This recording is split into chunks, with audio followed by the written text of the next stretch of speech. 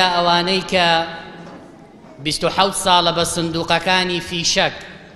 و بە شەرعیەتێکی مزەیەفی شۆڕژگێڕی پاوانی حکومڕانی هەرێمی کوردستانیان کردووە، سەرەڕای دابەزینی دەنگەکانیان، سەرەڕای دابەزینی باڵانسیان لە نێو جەماوەری کوردستان، دەیانەوێ مل نەدەن بۆ ئەوەی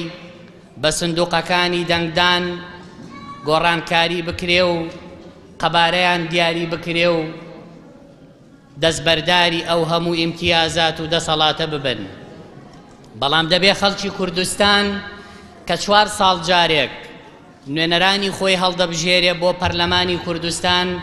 و بۆ ئەنجومەنی نوێنەرانی عێراق چاوکراوەتر و وریاتر مامەڵە لەگەڵ ئەم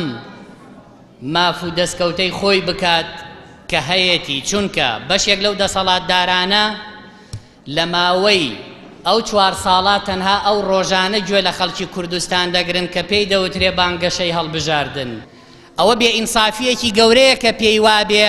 کۆمەڵی ئیسلامی لەگەڵ نەوددز، لەگەڵ زوڵمکار، لەگەڵ ڕۆژنامە نووسکوژ، لەگەڵ هەبوونی زیندانی نهێنی و شوێنی ئەشکەنجەدان و بوونی مافیا و دەسەڵاتێکی پاوانکاری و پڕکردنی بانقەکان لە ئەوروپا فەرقی نییە. مەکتەب سیاسی ئێمە هەیە کرێچیە، بەڵام ببینن مەکتەب سیاسی ئەوانەی کە دەسەڵاتدار بوون چۆنەژین، چۆن ئەمانە فەرقی نییە. ئێمە وەزیرمان هەیە، لە چەند کابینەی حکوومەتا بە وەزیر بەشدار بووین، ڕۆژێ لە ڕۆژان کەس کاغەزێکی بینیوە بڵێن ئەمە بە هەدەردان و گەندەڵی وەزیرێکی کۆمەڵی ئیسلامی